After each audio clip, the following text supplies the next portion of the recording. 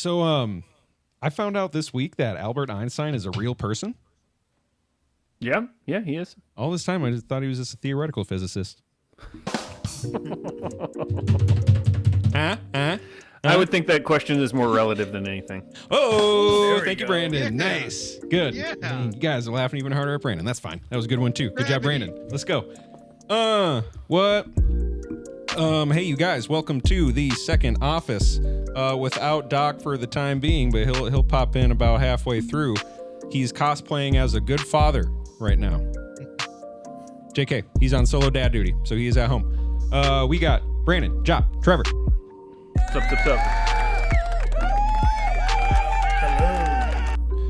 And you guys, very important time of the year because NBA playoffs are starting. They're beginning. We are still in the midst of the play-in tournament. That will be decided tomorrow. Really crappy games in the play-in tournament so far, except for Grizzlies Warriors, which was honestly the only one I was excited about. The rest have kind of been shit. But no matter, because the NBA playoffs is back. And Wolves Lakers, baby. Yeah. Saturday, April 19th, 7:30 p.m. Central Time. Can't wait. We're the nightcap. We are the nightcap. It's going to be awesome. Before we dive into it, super duper quicksies. Round of applause for Rory winning the Masters. Good job, Rory.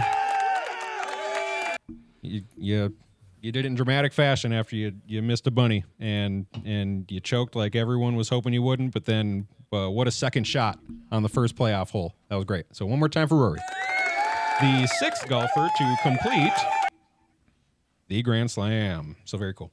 I got to watch a lot of the Masters and it made me very happy. Drank a lot of beer, watched a lot of Masters. It was good. Who are the other five?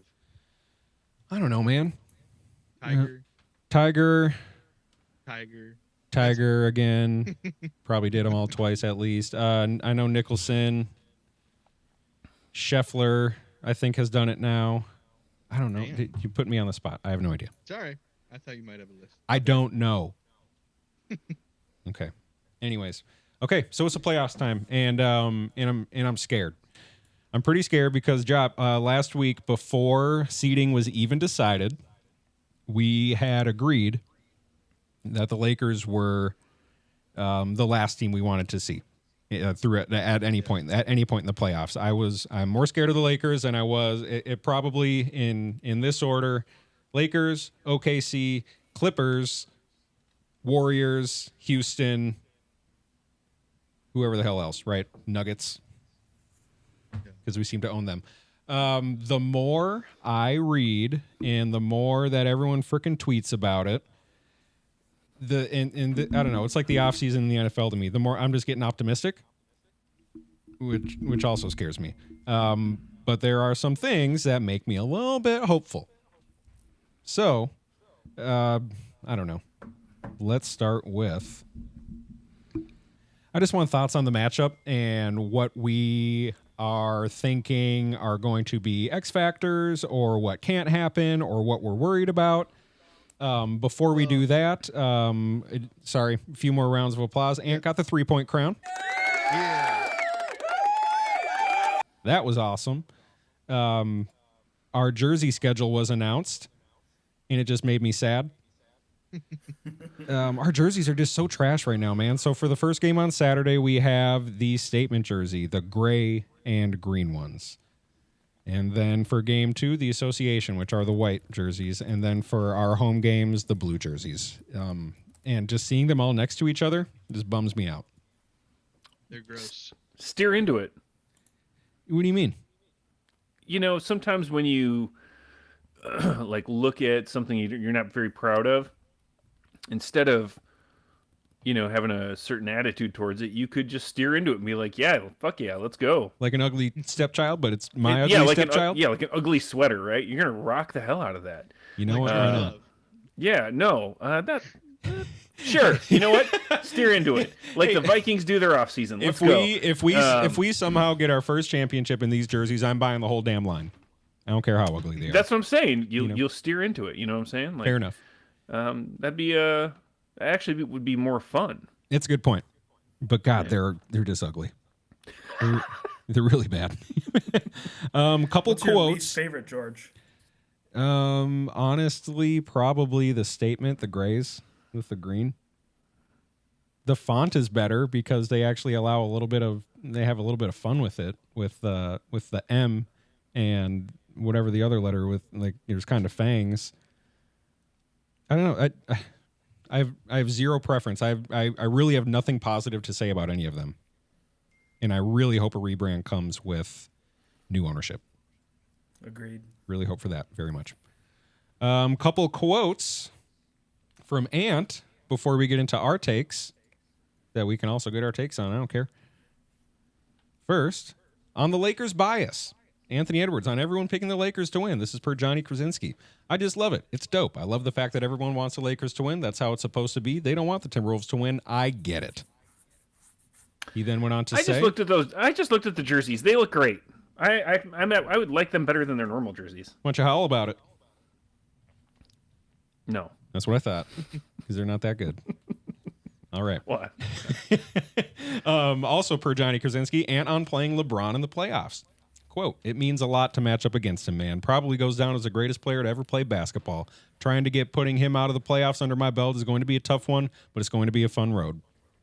Ant saying all the right things. And if anyone noticed during these interviews, he had the MJ earring in. Did anyone notice that? Yeah. No. This guy means I thought something. he had both in. That doesn't mean nothing. It can't mean nothing.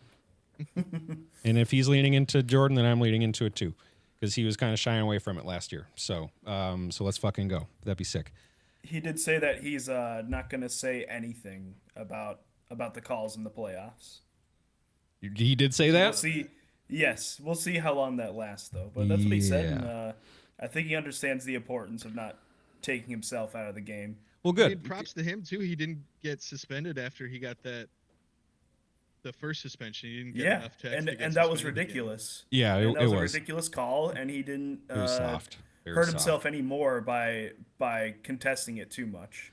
Yeah, very. Yeah, exactly. It was very, very soft call. So I'm glad that got rescinded, because we apparently needed him in that last game against the Jazz, missing their top 6 guys. But he also was able to get the 3-point crown, which is crazy. One of the best guys in the league at getting to the rim, and now he added a little bit of Curry to his game. It's crazy. And I hope that carries into the playoffs. But let's start there with if he says he's not going to complain about the calls. I'm getting really upset with a lot of the discourse among Timberwolves fans who are already saying we're not playing the Lakers, we're playing Adam Silver. And they are just expecting Luka and LeBron to get every damn call under the sun. And it's like we're already admitting defeat. And it's really bugging me at this point, especially because LeBron historically does not draw a shit ton of fouls. He's actually, I don't know, it's kind of like the LeBron factor. He's stronger than everyone, so you assume he's not always fouled. He could have way more fouls called on him during the regular season. Luka, on the other hand, knows how to draw fouls, and he did it really well against us in the conference finals. Are you guys worried about the refs or, quote, Adam Silver going into this series at all? Should that be on our minds, or we just got to worry about ourselves? I think we just have to worry about ourselves, but I don't think it's I don't think you can just shoo that away. I mean, I think pretty season, like I think it happens every season. I haven't looked this year, but normally the Lakers have like a much higher free throw attempts than anyone else in the league. I wish I saved the graphic because it's crazy. For 5 years in a row, their average differential is at least 4 and upwards of 5.5 over the last 5 years, and the next closest is at like 2.5. So it's a little bit ridiculous. Like it's crazy how even when the Lakers weren't the best, when they were a play-in team the last handful of years, they still had this free throw disparity. Right. So I don't think you can just dismiss that. And I mean, now you have Luka too, like who you said he's got that little Shea in him where he does his little pump fake and leans into you and gets to the free throw line. I am honestly take anything away from him as a player. Yes, I'm honestly more worried about Austin Reeves in that regard. Well, yeah, for sure, he does that too. He is a flopper. He's more of a flopper than LeBron or Luka, and gets a shit ton of free throws for it. He also proved he's very good and doesn't necessarily need to do that. He took a bigger step in the league than I ever imagined he would have. He's been a crazy third option for them, but I'm more worried about his free throw drawing. Yeah, I think that's a fair fear. But I think at the end we do have to. I mean, it's cliche, but we do have to just worry about ourselves. A lot of the conversation in our group chat this week has been,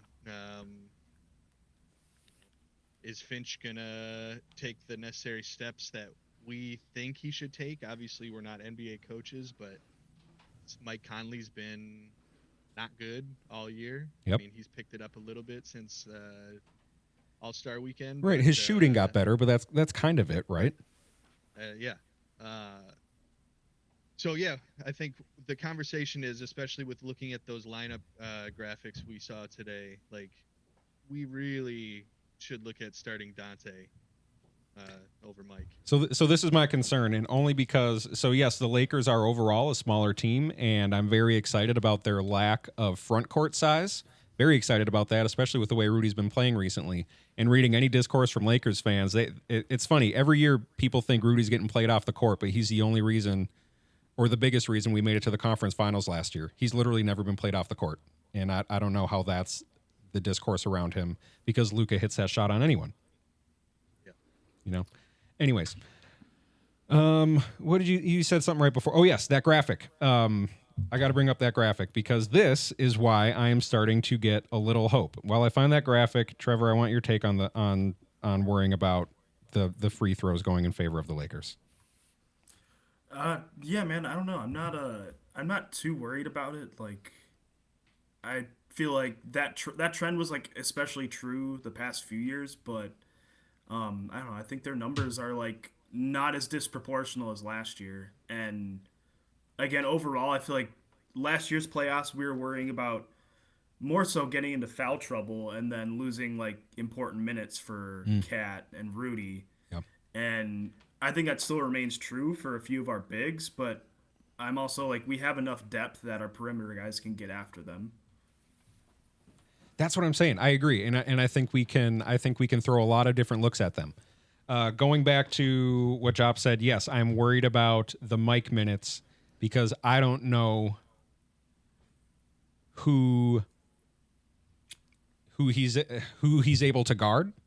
I also think their perimeter size would kind of also hinder him from what he is good at, which is kind of the get right minutes, where you put him in the pick and roll with Rudy or something like that, or just moving the ball. I do see, and as much as I like him, this is where I see a potential liability in the series is with Mike.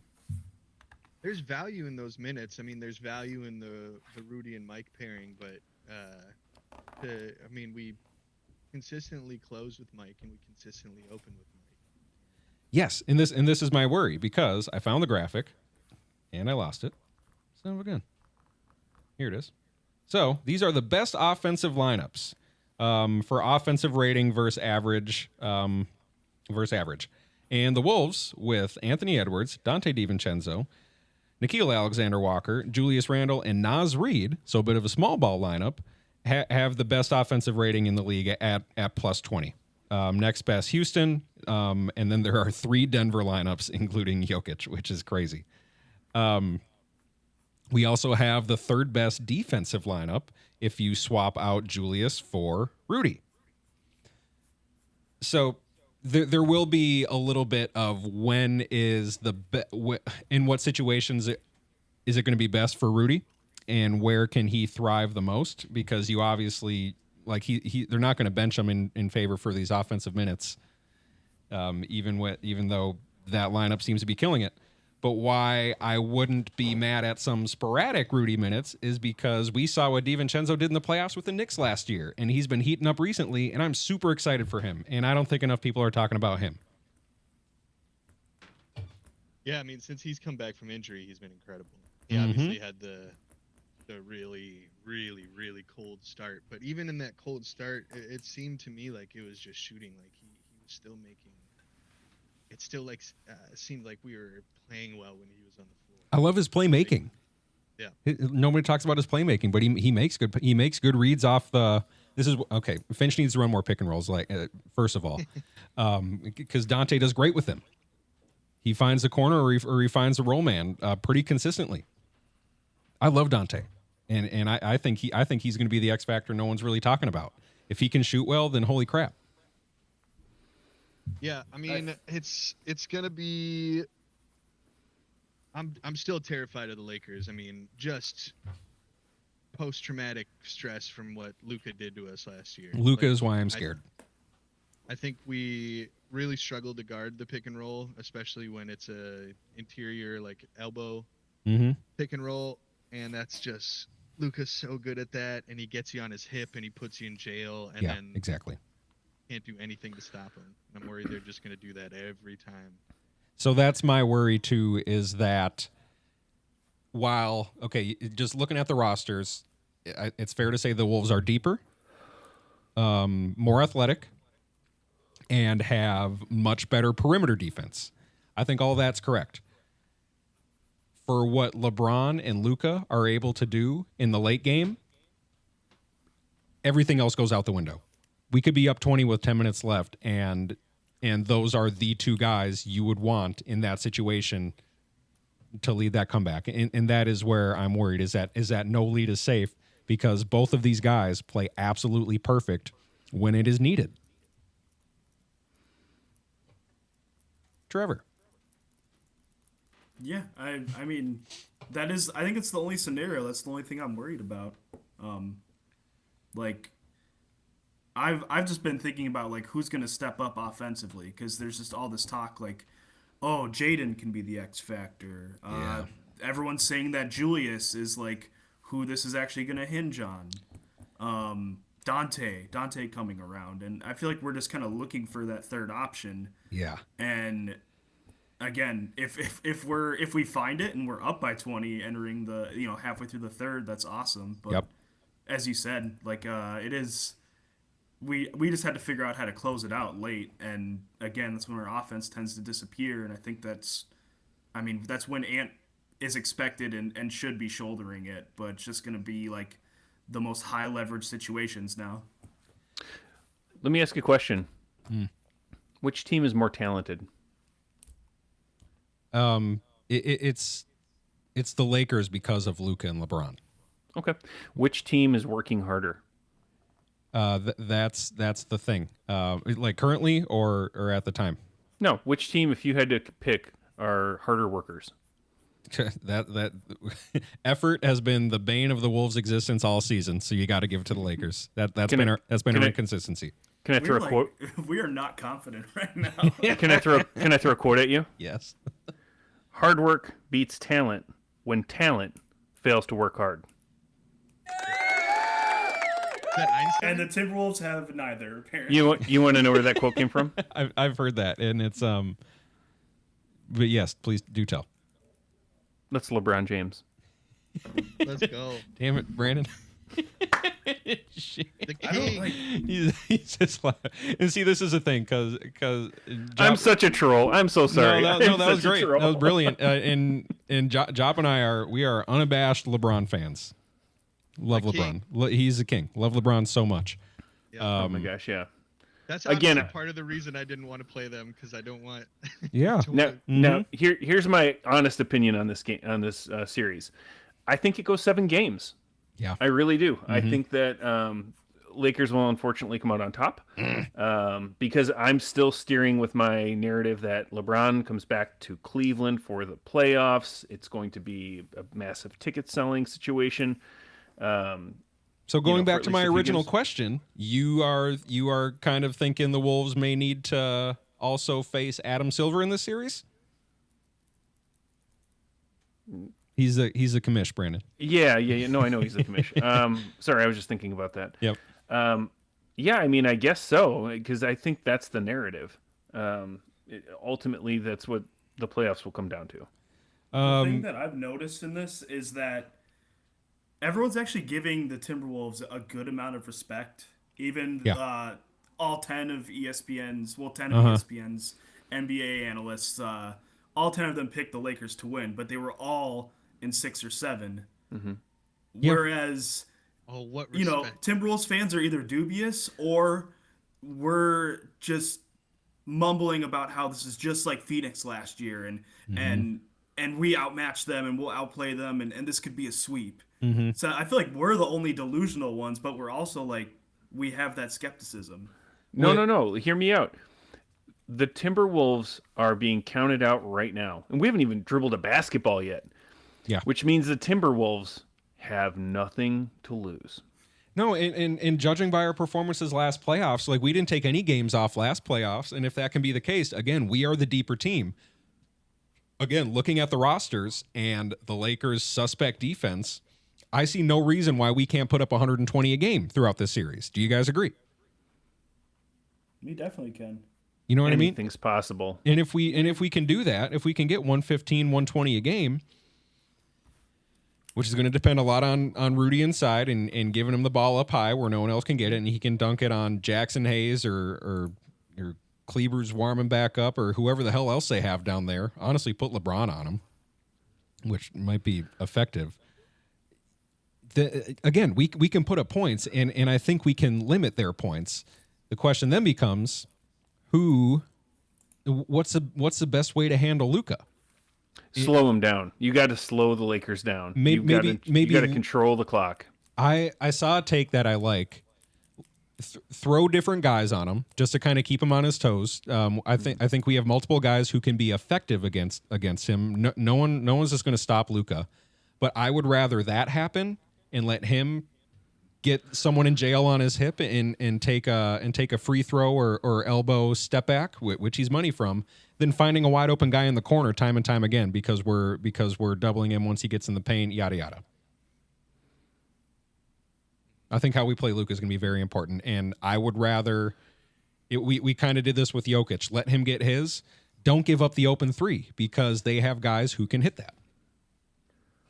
Well, yeah, and I mean they're gonna get him and LeBron are gonna eat, right? They always do. It's just what's gonna happen. You can expect it. So it's gonna be how you're attacking the rest of the team that is trying to pass him the ball. Yes, yep, and also attacking their guys on defense. We gave Luka the entire series off on defense in the conference finals. We let him stand in the damn corner, and not do anything. Let's pick on him. Let's pick on Austin Reeves because Austin Reeves can be hunted. He is a shit defender. As great as he's been this year, he cannot defend. Teams have been hunting him all year, and it's been effective. So let's do that. We have multiple guys who can hunt Luka, make him tired on defense, maybe get him in some foul trouble, and do the same with Austin Reeves. I feel like you're asking for a lot, though, George. Like, when have we seen? We didn't see that all playoffs. We haven't seen that's back to Finch and his adjustments thing. We don't attack people. It's wishful thinking, which is how you isolate someone to attack them. It's wishful thinking. I don't think it's asking a lot to allow whoever Luka is guarding to try to do something. Nope, it doesn't seem like a lot to ask for me either. Sounds pretty good to me. So, Job, is this your biggest worry in the series, getting outcoached?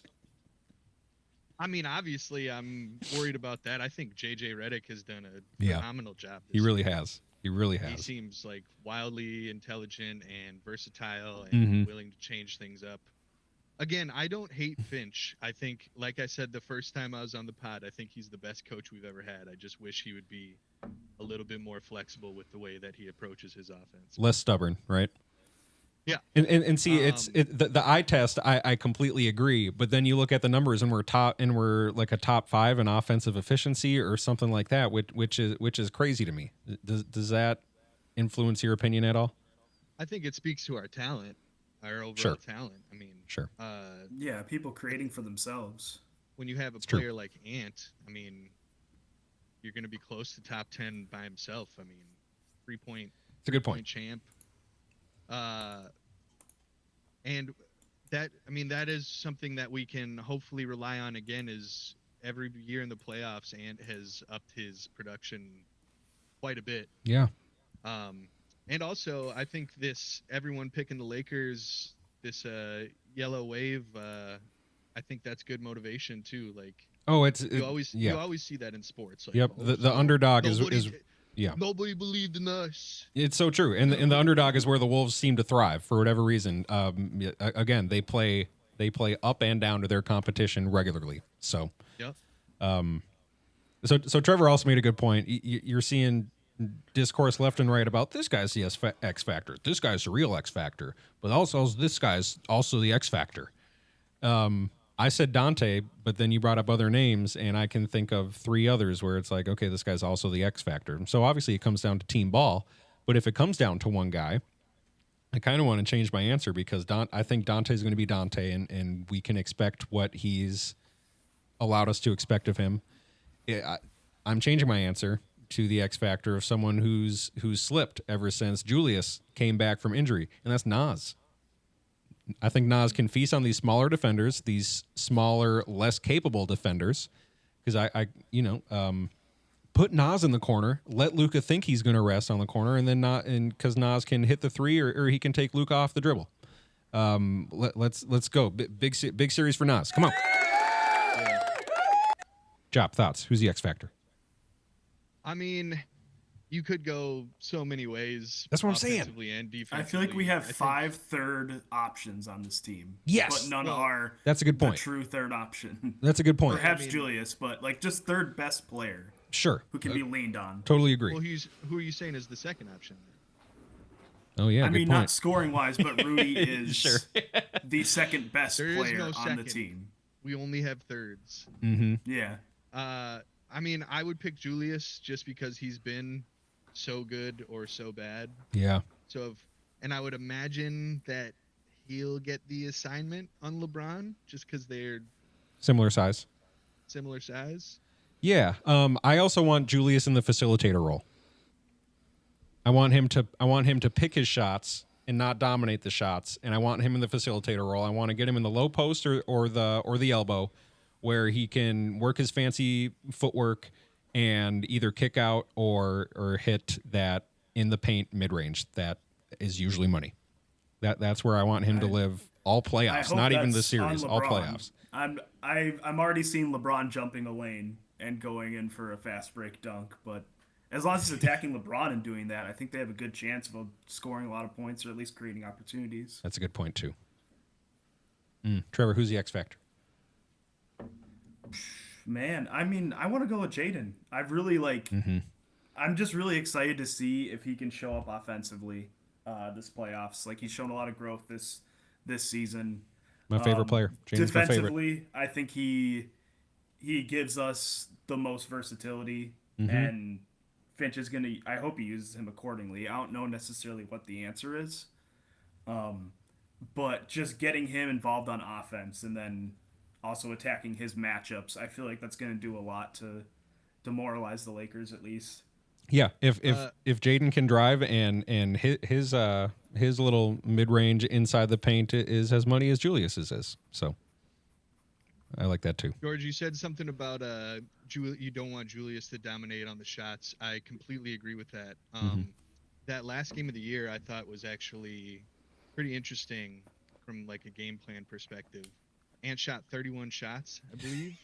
Yeah. And he was like really hunting for his shot. Like, yeah. Obviously he's trying to win the 3-point crown, but like that hunting for his shot, 3-point shot opened up the rim a lot more. Yes. I kind of like that look for us, like kind of like the peak Kobe years where he was just playing with a bunch of shitty dudes and he's like putting up 30 shots a game. I kind of like that for Ant, and like the other guys can just fill in around. No, and I think in the playoffs is where that can work, especially if he is able to exploit when they start planning for him. If he can exploit it with the kick out or then getting to the rim, where they don't have a good front court. They do not have a good front court, and so this is my X factor B, Rudy. Again, if Rudy can dominate the boards, if we can get the rebounds, which he has been lately, and he sure has been. I said we should trade him. Yeah, exactly. I think Rudy could do wonders this series. I want to make this point before we move on. Look at all these legendary players. Ant is a 23-year-old. Look at all these players he will have faced in the playoffs after this year. It's crazy. And this is just off the top of my head. So I'll start from the worst of them, but his first playoff series, John Morant, who hasn't proved much, but a very good player, right? So John Morant, Nikola Jokic again, Kyrie Irving, Luka Doncic again, Kevin Durant, and now LeBron James. Devin Booker. Either way, all by the time he's 23. And I don't want to use that as a cop out, like, oh, this is just great experience for Ant, because we made it to the damn conference finals last year. He's seen the stage and he knows the stage now. But still, it's awesome. Like I feel like that's trial by fire if ever there's been a trial by fire. Well, and that was part of the reason that defenders of the Rudy trade defended it in the beginning, was like, this is gonna get Ant so much playoff experience. Yes, at such a young age. And holy shit, has it ever? Yeah. Has it ever? What haven't we talked about? What else is there? I want to hear from Brandon about how the Cavs path. Yeah. Like, how do you see them doing through the playoffs? You obviously think they're making the finals. I think so. I think they're not invincible by any means, but their schedule hasn't been laid out fully yet. So I have no idea who we're playing yet. They'll be fine. They'll be fine round one. They'll be fine. I think the East is got some strong teams like the Celtics, but I mean they spanked the Celtics in the regular season, so yeah, we'll see. I mean, but George, I'm a little upset, George. You didn't ask me who my X factor was. Brandon, who's your X factor for the dang Wolves? Well, it's not for the Wolves, but for Minnesota, it's Kay at Sulit Experiences. She's going to offer you a range of travel options if you ever need to go on a honeymoon, take a vacation. Kay George, Sulit Experiences. Or maybe fly out to LA and catch one of the games out there. Hell yeah. Absolutely. Okay. Kay will set you up. That's great. Good call, Brandon. She is the X factor. Hashtag plug. Hashtag plug. She is the X factor for all your travel needs. You don't want to plan a trip without that gal. Shout out Kay. Nice. Guys, very special time of the year. As you know, as the only Vikings fan in this chat, is the best time of the year. It's the off season. Even better, we're a week out from the draft. And I can't wait. I have looked at every mock draft. I haven't, but I've looked at a most recent one from The Athletic. So firsties, Brandon. Yeah, I'm with you. Yeah. Careful. Yeah, so firsties, very cool that it's in Green Bay, and it's, as much as the Packers suck, cool place to have the draft, and can't wait for coverage to start. We have like an employee building day on Friday, the Friday after at work. So I don't necessarily need to. I can party, is what I'm saying. I'm going to party for the draft. It's going to be great. Attaboy. Yep, it's going to be good. It's going to be good. So firsties, I figured we could cover picks 23 and 24. Ooh. Right? Because those are the picks of our teams. All right. And I know we discussed this last week, but The Athletic has us picking two different people, and I think that's because both of our teams could go a couple different ways if they so choose. Okay. Start with the cheese. Yep. Jahdae Barron, cornerback, Texas. No? Nope. Why not? Because I don't think they're going to pick anyone. Ooh, hot take. What do you got? They are going to trade back. Out of the first? Yes, they'll trade out of the first back into the second. How many total? Collect some other draft picks. How many total picks in Packers working with? I don't know. I'd have to look that number up. I don't have a calculator that goes that. Hit the high. Google Doc. You know, top of your head. You think they would do that? Yeah. How many? With it being in Green Bay? Yes, yeah. I do. I don't think that has any bearing on their decision making. They've already come out and said if they're going to trade back. Mark Murphy told Brian Gutekunst, "Do what you got to do. Don't worry about where we're at. Worry about." How do you know he told him that?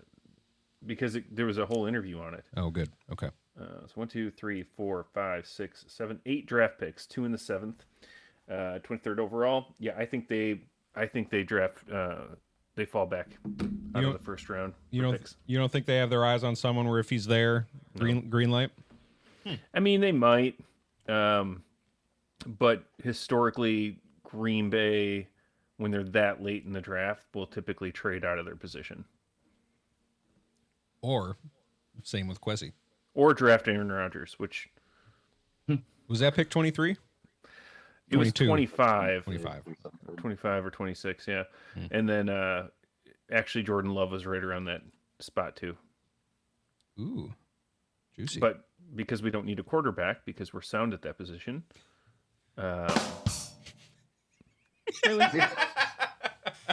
Sorry. Oh, that was a good one by me. Thanks. Continue. I wasn't talking about JJ McCarthy. Okay. Good job. Well done. Continue. No, I just think that the Packers are going to look for more draft capital as the draft goes on. They really value the draft as their way to build their team. They're not a big free agency team, never have been. So yeah, I think that they're going to get draft capital out of the deal. I think they're going to drop right out of the first round. Doc, thoughts? Would you drop out of the first round if you were the Packers hosting in Green Bay? I mean, I think it just depends on, if the guy's there, right? I mean, Do you have a guy? pay people hundreds of thousands of dollars to be professional scouts and to make their big board, and if your guy's not there, I assume he said if your guy's not there, then trade back. But he looks like he has to poop again. Mm-hmm. That's too bad. Probably all the cheese. There he is. There he is. Nope, pooping again. Boy. It's all that cheese. You won't want to take a cornerback though. Whoever this guy is from Texas, I want to read the little excerpt. Janae Barron, cornerback, Texas. A tough, smart, dependable competitor. Barron reminds me, whoever this writer is, I'll find that afterwards. Barron reminds me of a bigger version of Washington's Mike Sainristil. I've never heard of him.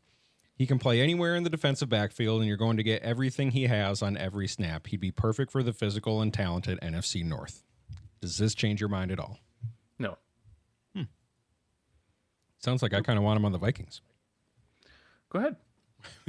Go ahead, take him. It's fine. We lost him. We lost him altogether. Oh, Doc. Jeez. That's too dang bad. That's all right. And there he goes. All right, me and you, Brandon. All right. Okay, so you don't want a corner. There's no position where you say if this is their guy, they take him, because assuming they get 2 extra picks out of a trade. I don't know. I guess I kind of agree. I think if they draft anyone that late in the first round, I think they're going to go defensive line or offensive line.